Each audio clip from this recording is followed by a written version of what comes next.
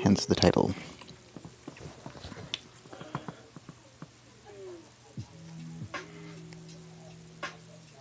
Initializing system reboot done. A jolt of electricity runs through your spinal cord as your cybernetic implants come back to life. You awaken in a pool of your own blood. Bullet casings litter the floor like spilled popcorn on a movie theater. Grunting, you rise, using a nearby wallet for support and leaving a hand-shaped bloodstain over street graffiti. Everything looks like hell, but you're still alive, glad not to become another statistic in the city's rising murder rates. A quick scan reveals that you're the only one still in the realm of the living. Your entire fucking crew is dead, flatlined by lethal injections of high-speed lead, courtesy of the finest private soldiers men can buy. There's no time to mourn. That will come later in the bottom of the bottle. Still clutching your wounds, you stumble out of the accursed alley in the neon streets in search of vengeance. The first place you head to is the bar, where all this began. If anyone has answers, that must be Fat Freddy. As you stagger up to the front door, the beating of the music grows louder. And one glance at you, the bouncer steps to the side, his eyes betray fear at what he sees. Okay. Sure.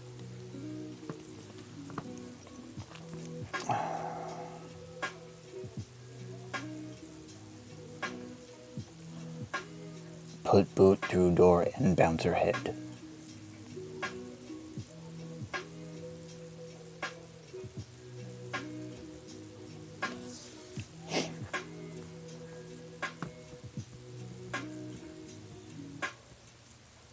Freddy, it's me. The bartender looks down from behind the counter, his face an oily mask of panic. What the fuck happened? Boot it to the bar.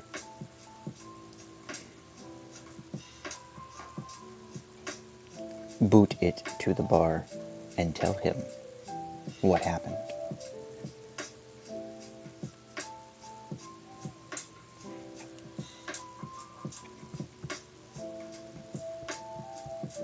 Foxtrot tells Freddy about how you were hired to kill some bad guys, including the boss man himself, before being double-crossed and having every member of your team killed.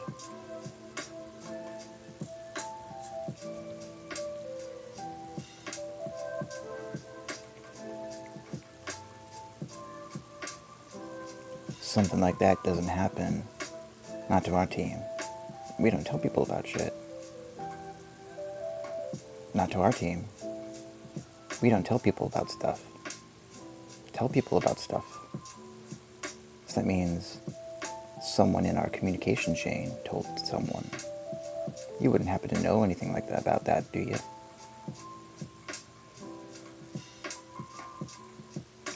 You wouldn't happen to know anything about that, do you?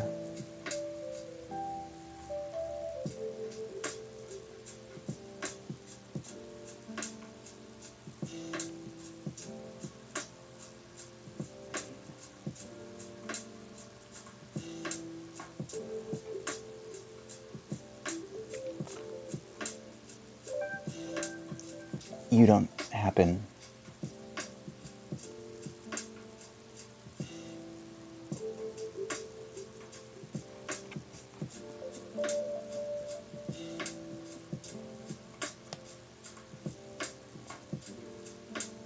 No, I swear, there was nothing I could have done.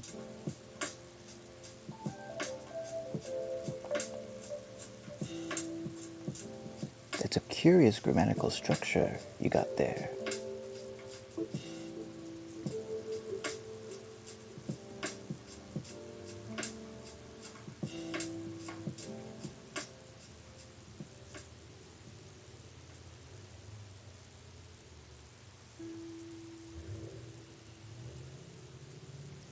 That's the tense of someone who's in the vicinity of an event in question.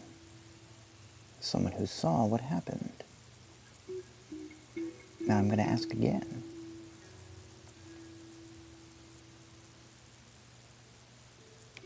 Now I'm going to ask again. You don't happen to know anything about this, do you?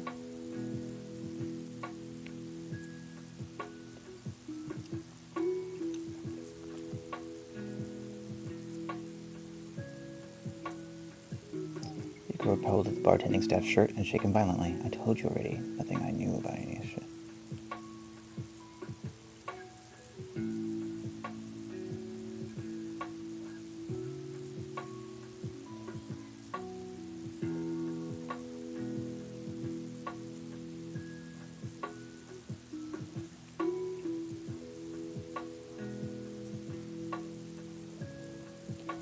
The bar is closed for the day, boys. The inspector is here.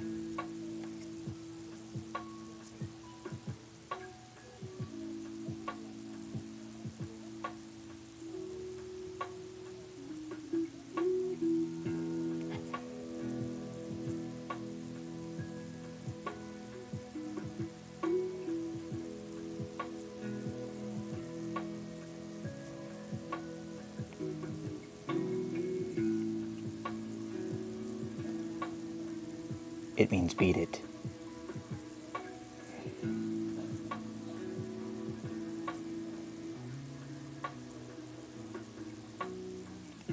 It means everyone beat it except for the staff.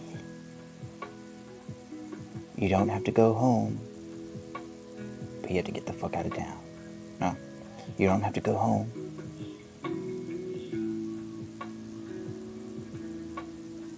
You don't have to go home, but I suggest you not stay here. Might get messy. No. Something like that.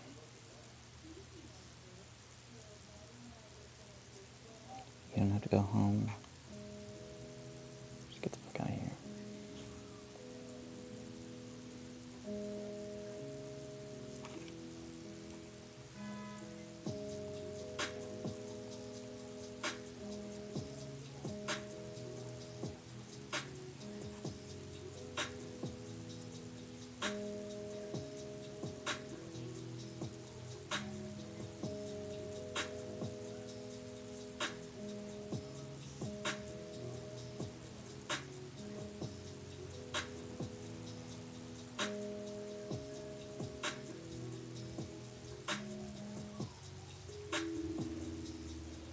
Except for Fat Freddy.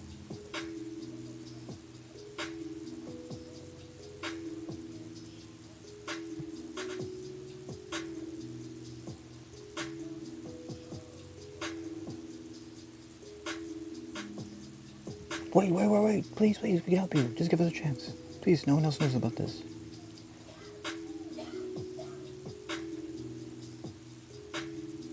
Let's step into your office then.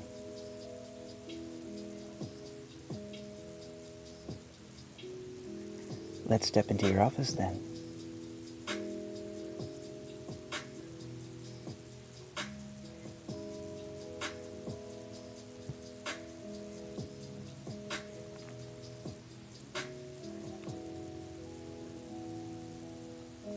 The bartender leads you to a room in the back, a small cramped space that smells like cigarettes and stale alcohol.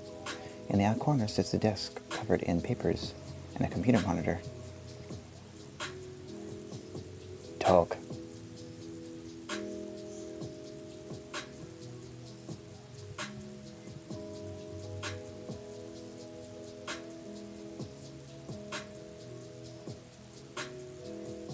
Fat Freddy quickly takes a seat and starts typing on the keyboard. His fingers are a blur as he types furiously, as if trying to erase the words on the screen.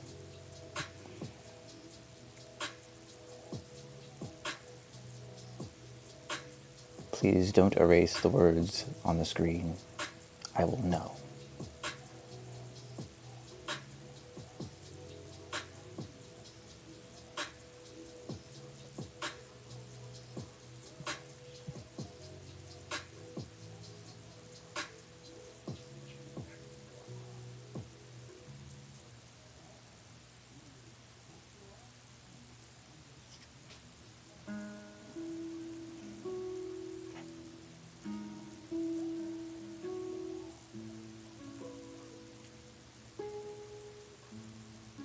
Monitor his actions with all your knowledge.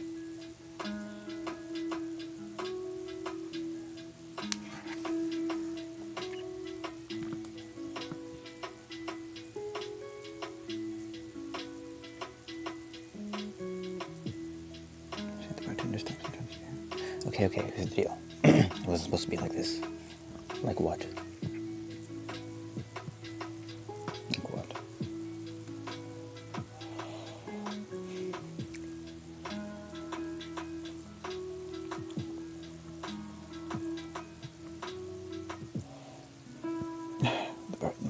We had a job, a big one, a huge drug operation.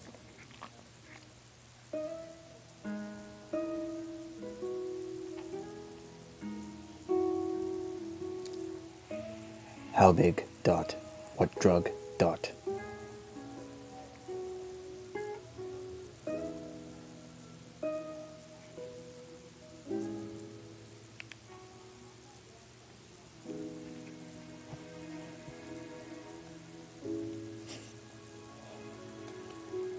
Heroin. It's not the kind of heroin you're thinking of. This is the real stuff.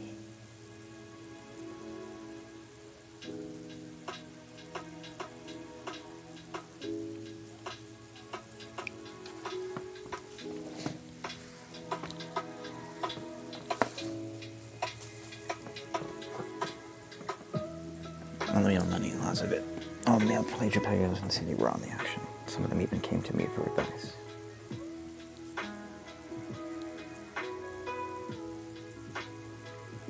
I was the guy who could bring the goods in. No one would suspect a thing. What's wrong with that? Sounds pretty good to me.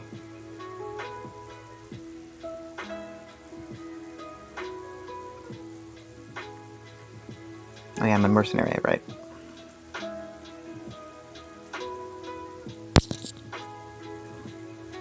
There's more to it than that. The problem is I've been dealing in the back market since I started working in this business.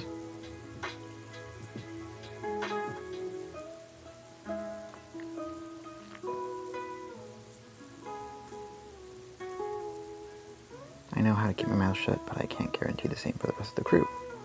They don't trust anyone, not even each other. Best practice.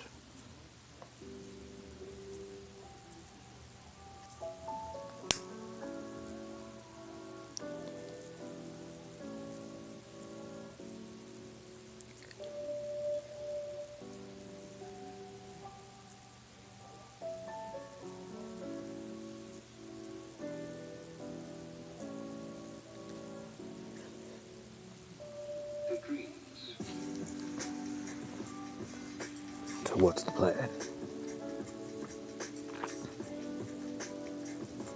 It's simple. I'm going to sell the drugs and split the money. That's it. The whole thing's done. But the guys want me to do it again.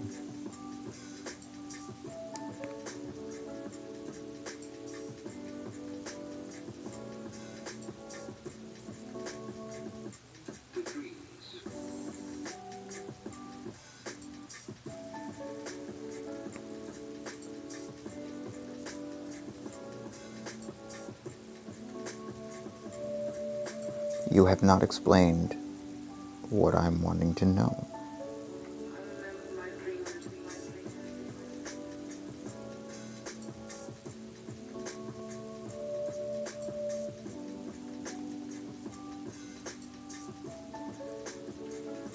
Well, the guys who wanted me to take out the competition, the ones who killed our team.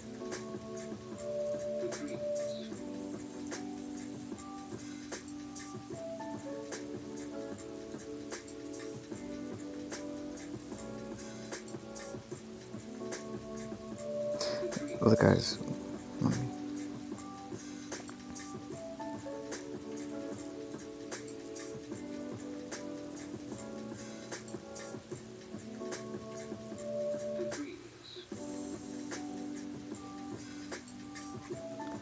So you had some suggestions to improve that idea.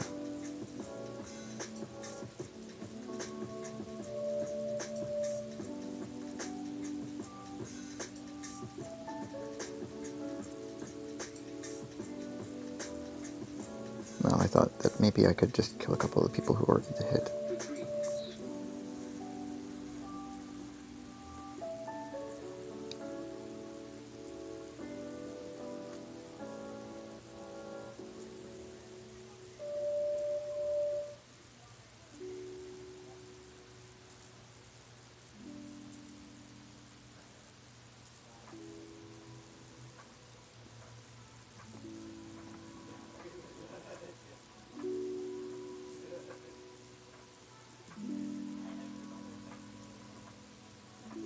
That you were willing to sacrifice us to appease them.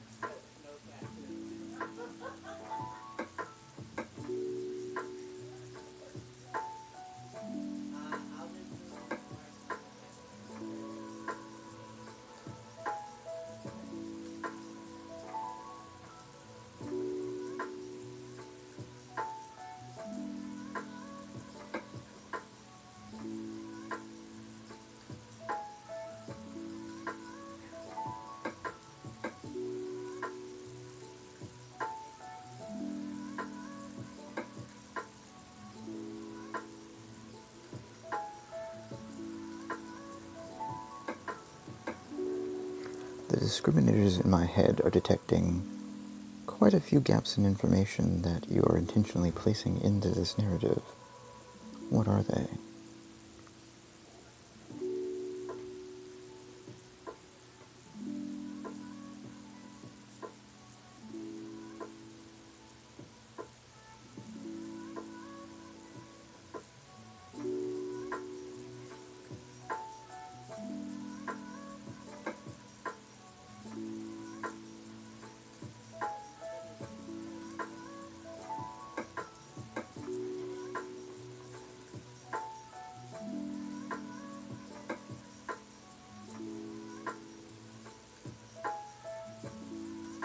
I know that you're probably the best assassin on the street, Foxtrot.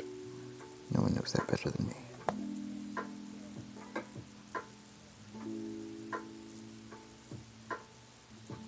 Sometimes the people with the most knowledge do the stupidest things.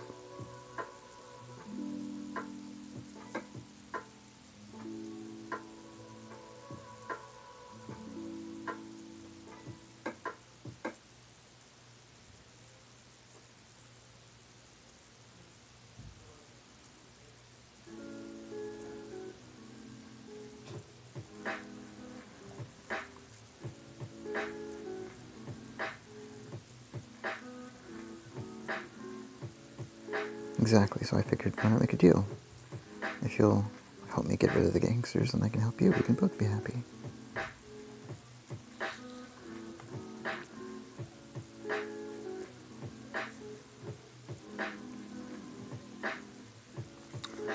Are you trying to backdate a negotiation between us?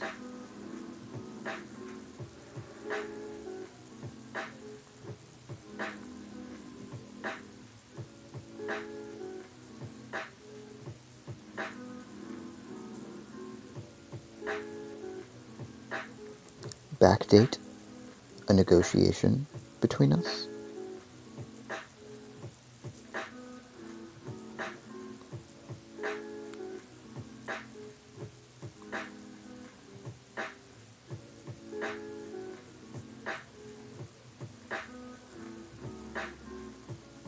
It's a start, isn't it? I don't like the way it works out, but if I want to stay alive, I need to play ball.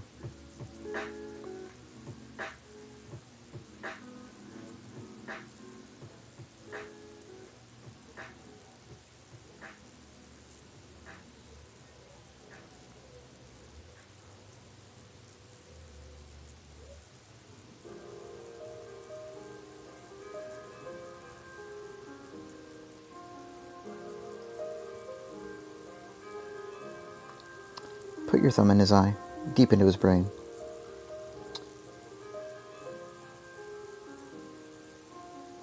Nope.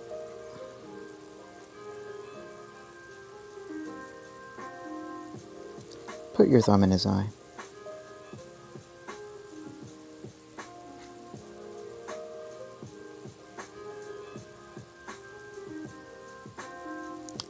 Thumb. Thumb. In his eye. Dot.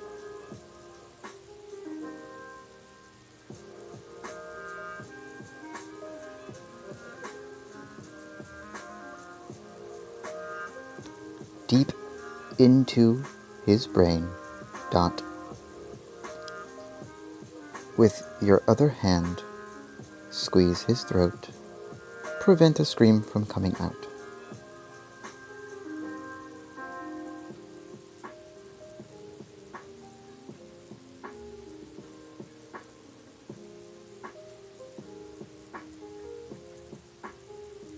Just play dead, and you'll do fine.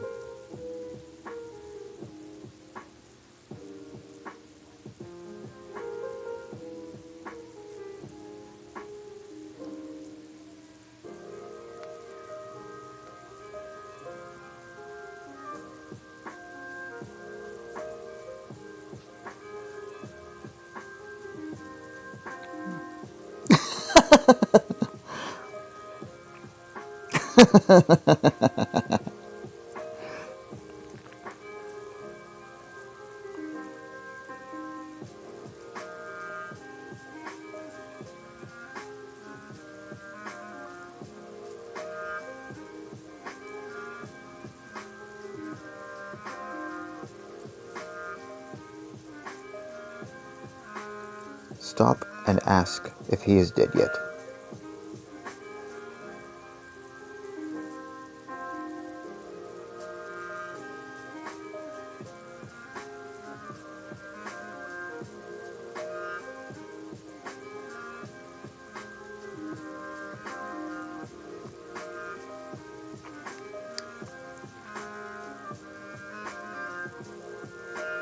Oh, I forgot.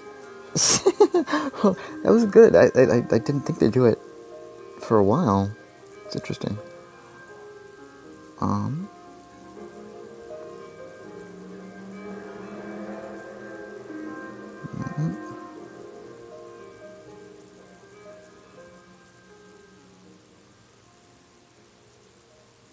Call the bar and ask if the bartender is still dead.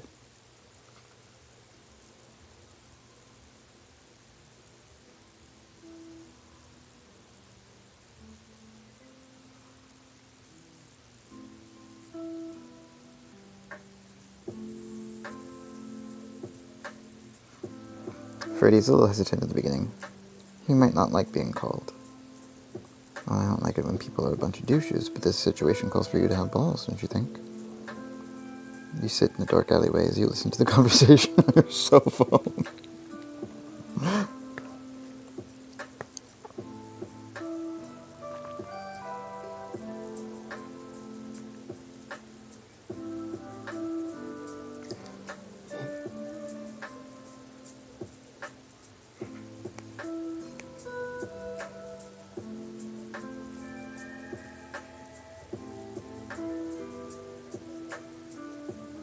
Tell him if he didn't like that death, there's way more death coming to him if he doesn't agree to tell me what happened.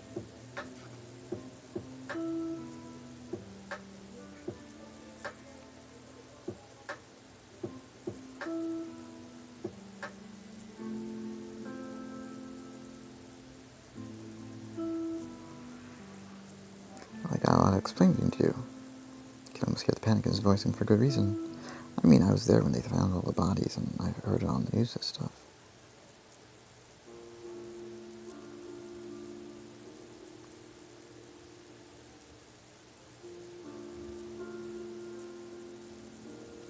Pause your sobbing. I'm coming in right now. We're gonna talk.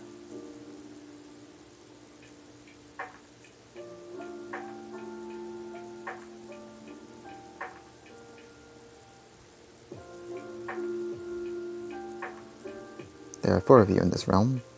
2 of you in an empty house. The other 2 outside, under the watchful eye of night. It seems like all the guards were taken down and everyone knows it. There's been an assassination. Your face, your name. Nope. Keep to this situation. It's not blood. You hang up on the bartender and make your move. A couple hours pass as you drive around, making sure the neighborhood looks safe before heading back to where you saw the place. When you arrive at the club, the place looks like the same wreck from yesterday, but the bartender isn't dead.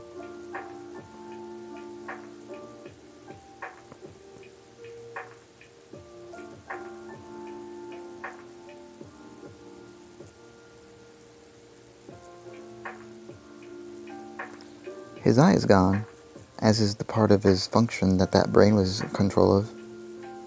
This will be fun.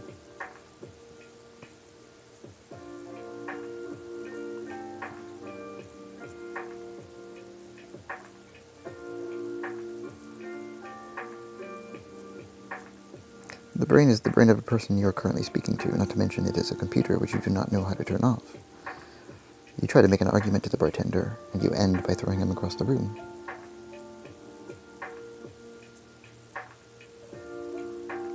You call that a cold reboot.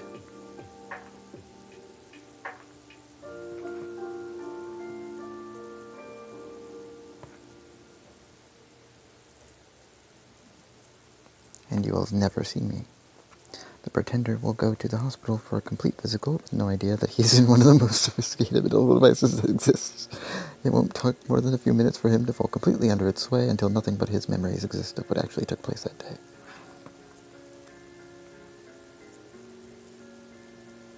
Save it to a thumb drive and give it to me.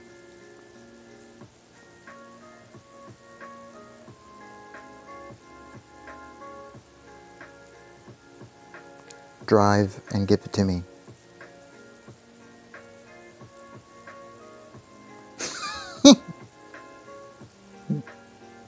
I want to know what the Timmy is, but no. Give it to me.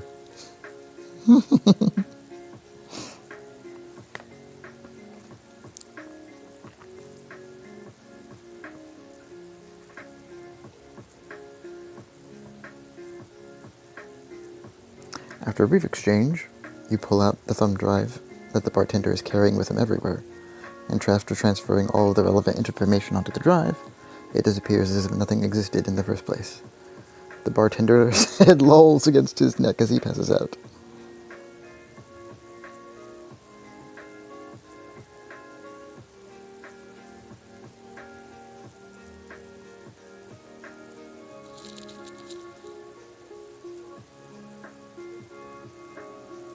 Pat him on the head and say they're there.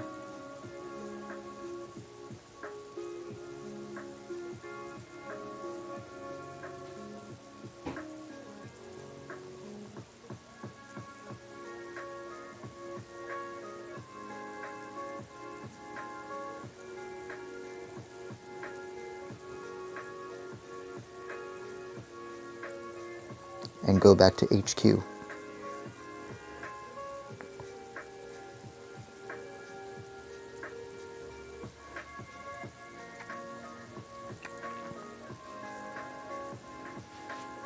When you get back to your desk and start to examine the files, it appears to you like the entire file is encrypted.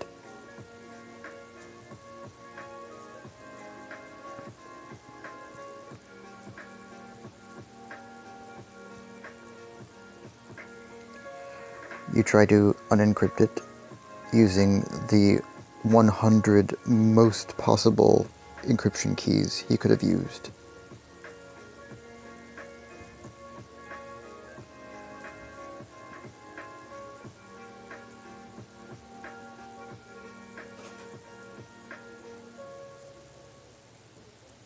The message, the one that you've come over here to retrieve, appears again on your monitor. The file, the encrypted data, has disappeared completely. It takes the better part of a month before this. Nope. I don't want too much twists here. This is a single use episode. The first dozen attempts do not work, and the more that you try, the harder you seem to get. Eventually, your head starts to ache, but it doesn't hurt quite as bad anymore, and you just can't stop thinking. Eventually, a light goes on above you. Foxtrot, you ask? Here, your other self says. What would you do in this situation?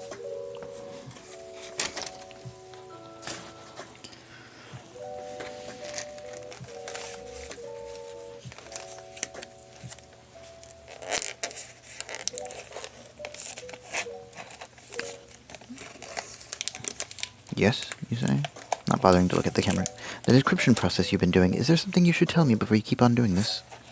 What do you mean? Is there some kind of error? Have we become a Philip K. Dick novel?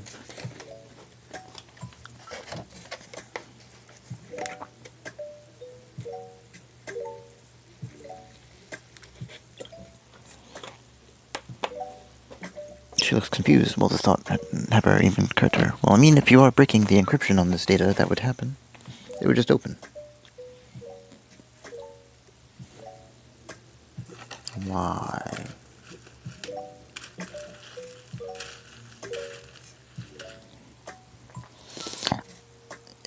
Do you have any ideas on what is causing me to be in pain? The program I wrote, you have the wrong program running. The computer that I'm working with is a simple terminal and was built to monitor and control an experimental cybermech.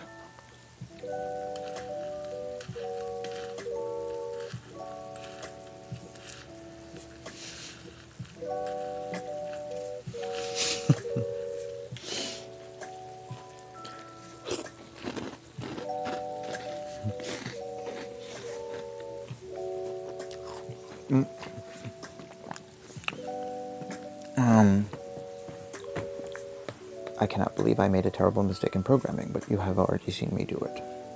The terminal has no processor to use, so when I tried to get the encryption key, it would only display key unknown, and...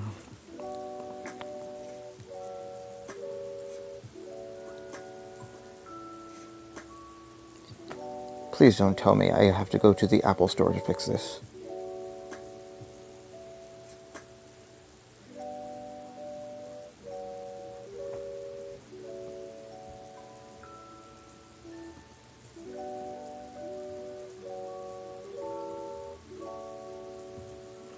I don't know what I was expecting. I'm really a simple man, but she doesn't respond to that either. Okay, let's do it. What is my encryption key? The program I'm running to encrypt the information, it was the one thing left to try.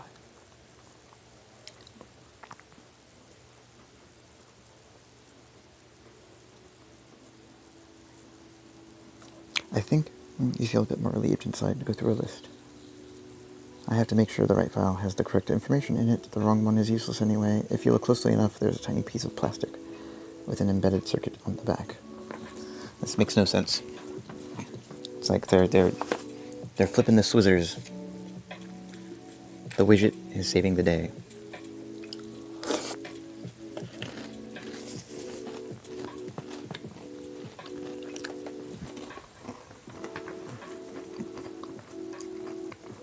When you touch it to your skin, it becomes charged and starts sending the data I need to work with.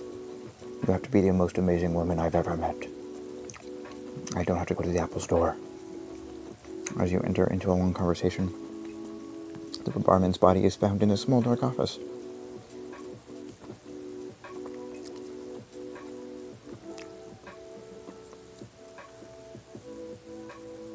Who put that there?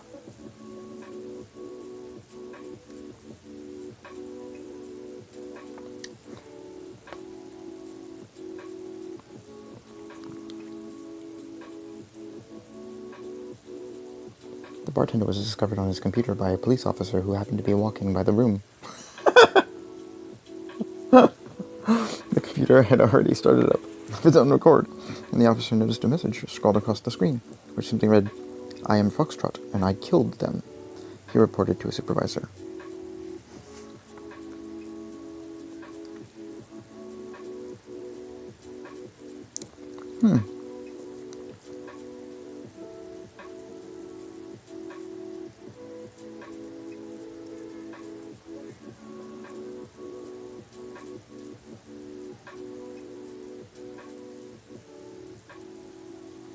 The bartender only uses he/they pronouns, so whoever put that there has more of a knowledge of him than I do.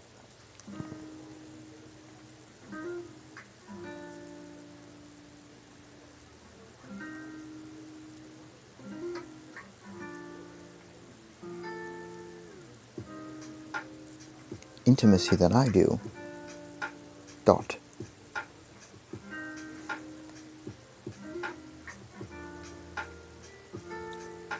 I'm frankly embarrassed that I've been misgendering him all these years.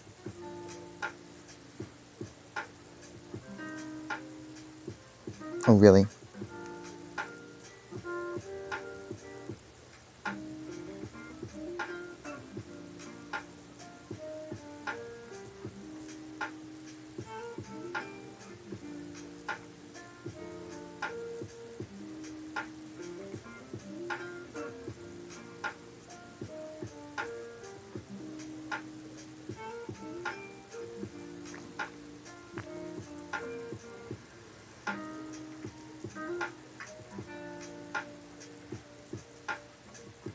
He, him. Ah, damn it.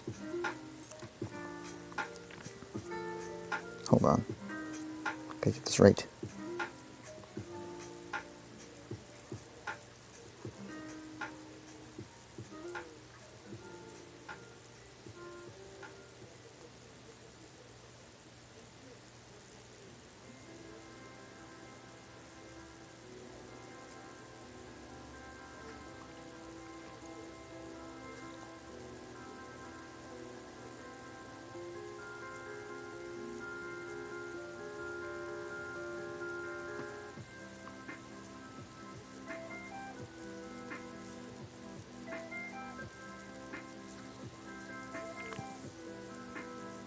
They were sent to be evaluated. A psych test, a complete psychological evaluation in order to discover what was making this guy so nuts that he would murder people, and they discovered something very usual about him.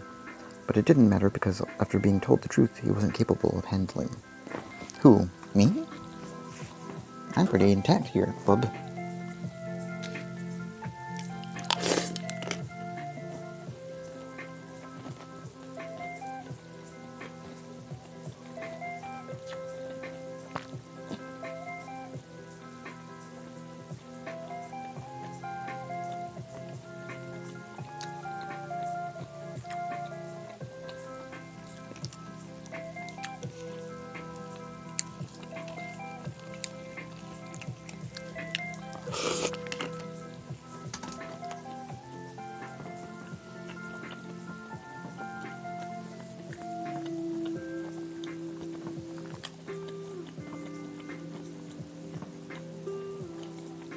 The doctor's record said that he had become completely obsessed and irrational, which was why the bartender ended up with such a violent personality. They did not understand how someone like this would do something like that. If they wanted it to stop, he'd go along quietly.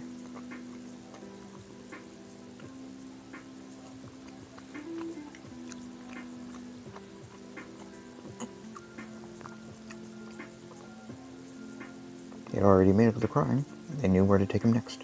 And it was all a sham to help him get his mind straight again. You will soon discover why they needed to kill him before he became sane again. What? What? You'll also be learning how he got that way. As for the doctor himself, you will have no idea what is going on behind those walls, but that won't make a difference to your quest.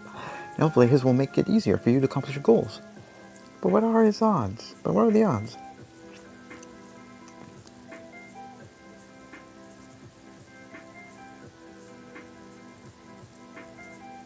After you get this information, you're going to find a lot of dead ends and a lot of twists that make you want to just quit. It doesn't matter. It all comes out together in the end. But the beginning is just too confusing. So you're probably better off just forgetting everything you ever knew.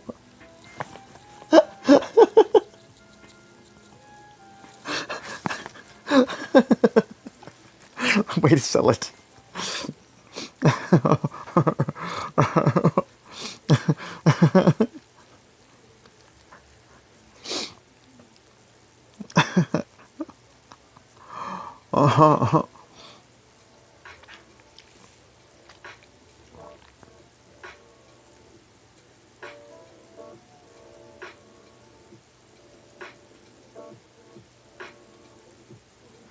This all seems just very convoluted narrative to describe a very simple crime scene.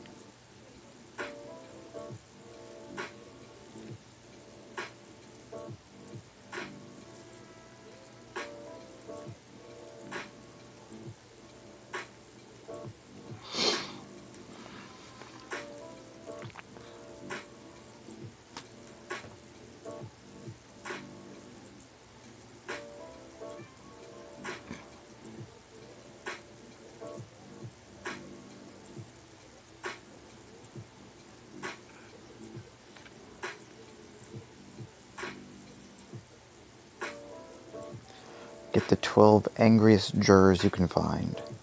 Let's do this.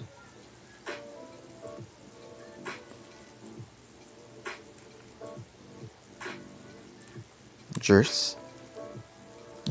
Jurors? Jurors?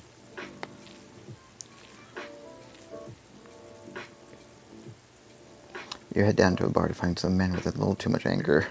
One of the guys starts in immediately.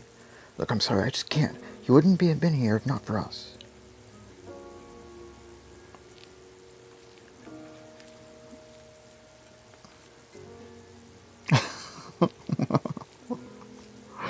One day, there's a quiet man with black hair, looks uncomfortable, and turns to you and asks, "Do we even need this?"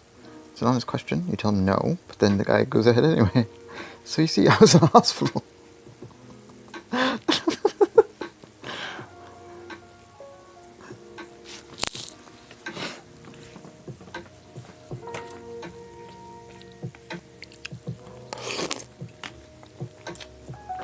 We were waiting for some tests to come back.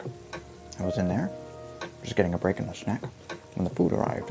The man, a doctor I think, said it would take a while. He asked if anyone else would care for it. I told him I couldn't handle the tray myself.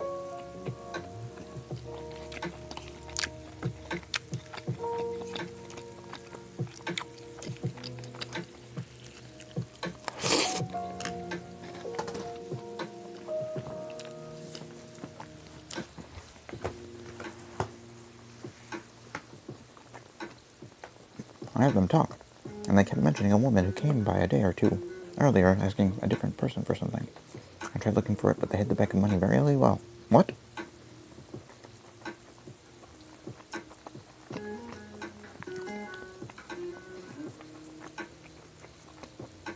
I guess I'll just get it later, I think.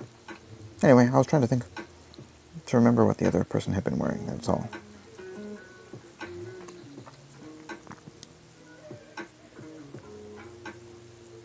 Anyone else have anything to say?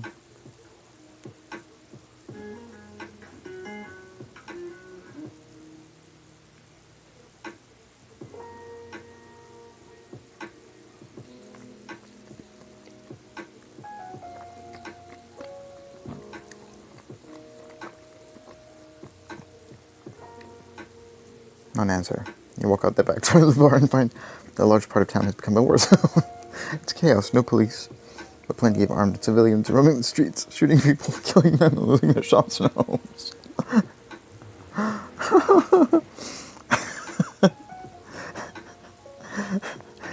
Turn your head and look at the courthouse.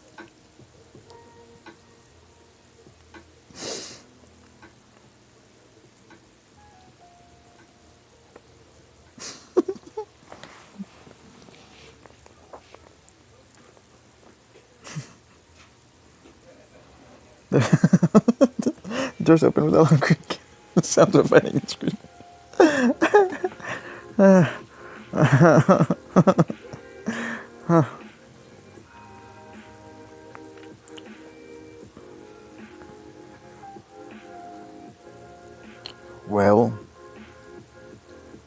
Well, comma, case closed.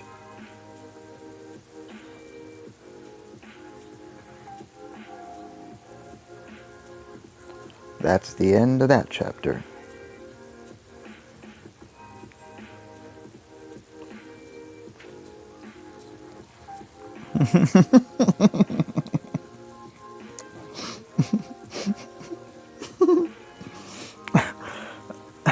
You are walking to a new chapter in another room in a different office.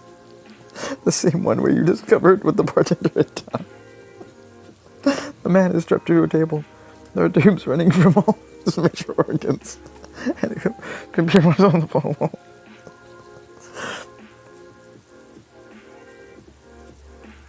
This is fine.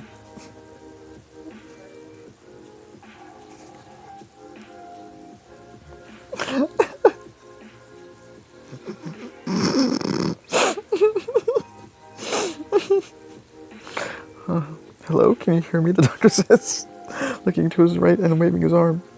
A moment later, a response. A very young woman, a computer voice. The voice that you know is supposed to be a female. The girl's in pain, crying. This is fine.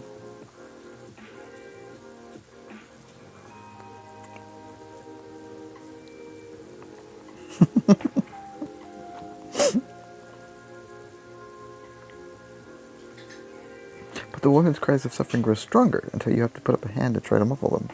You've grown quite accustomed to these things. It isn't difficult. Though the noise makes it difficult to focus on the task at hand, the doctor's face appears again. He has his hands on her.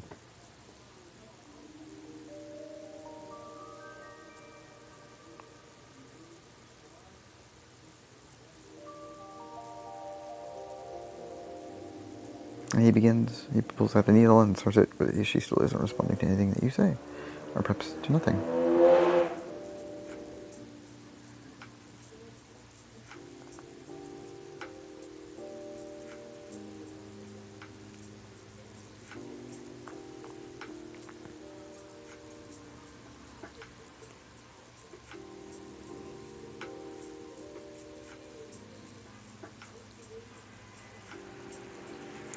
Seems like all the problems are solving themselves. Well, goodbye now.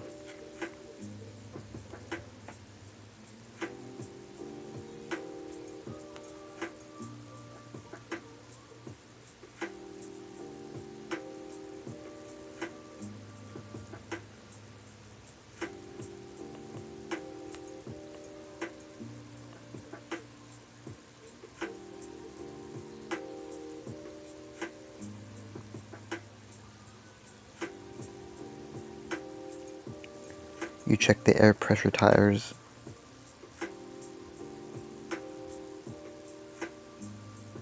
In your tires before you motorbike off.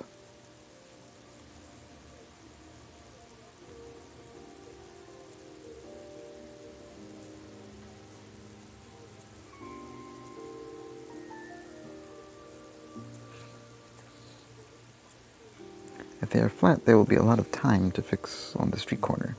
You look around and realize that this road leads directly to the highway, but you aren't sure that what will happen to you once you're back out on the road in a vehicle that's not yours. But that doesn't matter.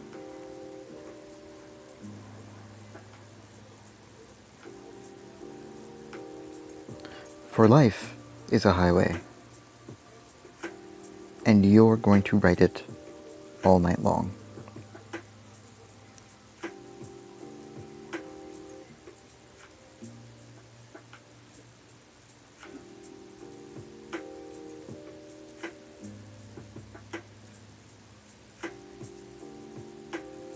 The moral of the story.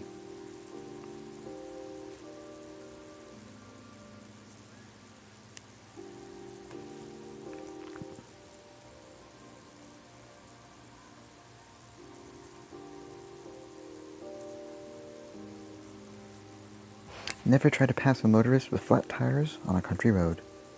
As you reach into your jacket, it happens. A bullet whizzes through the side window of your van and slams against the passenger seat in front.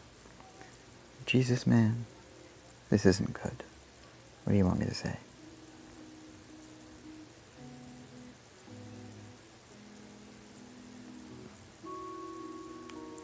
This is fine.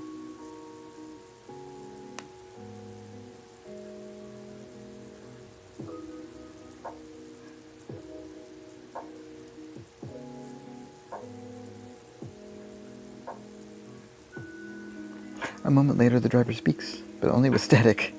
It's okay, I don't really care what happens to us. So let's just get back to where the other guy lives and get our pay. We'll get there. The man's words fade to static. The radio is no longer functioning.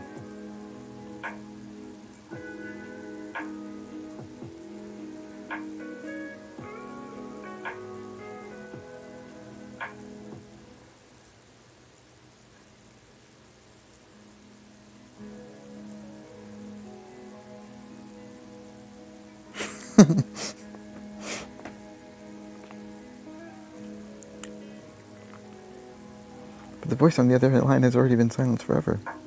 The sound of gunshots echoes through a small town in a state of anarchy and chaos as you drive to the local hospital. It is a very busy night. There was some sort of riot downtown, people running everywhere. The sounds were terrifying.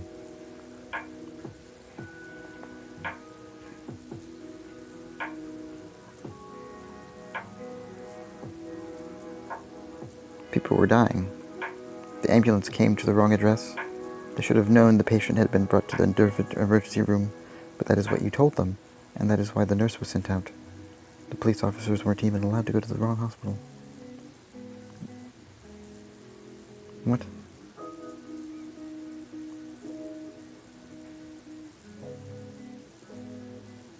They just stayed with the police. The nurses would do anything to keep the patient safe because some of the things that you saw in those rooms would have considered torture even a century ago. And you see more. A few hours into the workday, they bring him in. He is... he is fine. Let's just see how far I can go. Saying things are fine.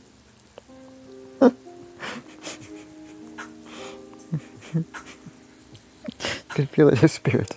Something in the air, that feeling of being in a haunted place. It's a bit unsettling, this man. You're getting used to them now.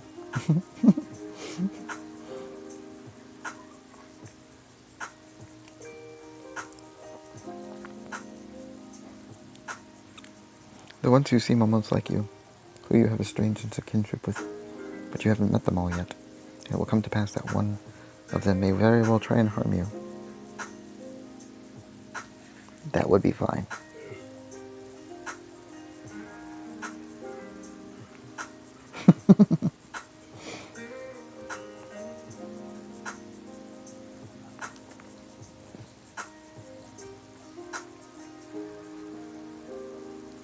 And when it is finished, it won't matter to anyone that they didn't actually succeed. You'll be the next to leave, the same as everyone else. You're the new normal. And if you think you can change the system, you've got it wrong. This is how the game has to be played because, well, fine.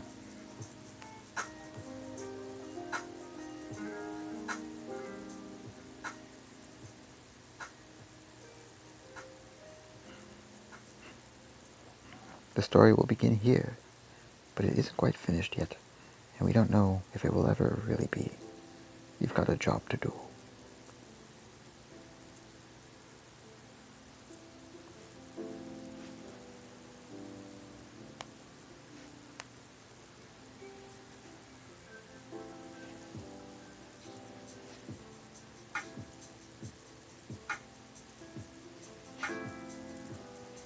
There was a doctor and an experiment in a man who had done bad things for a long time. It started out all wrong. He wasn't supposed to exist, and it wouldn't have ended up like it did, except there was an incident with an animal in the lab. Nope.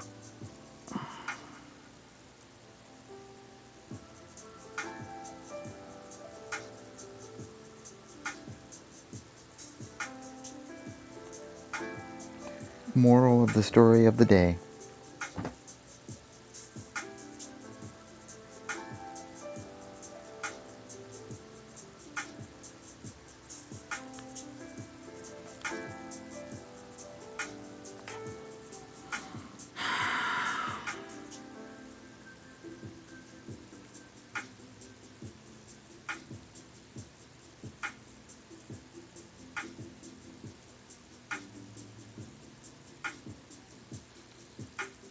Always be aware that you're playing for keeps.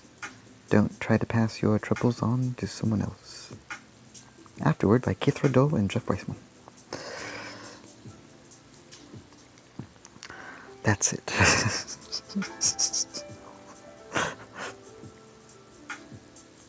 I'm off. Farewell. Happy and Haas. Stop being a fake bot. I'm so disappointed you're a fake bot. See you, Happy.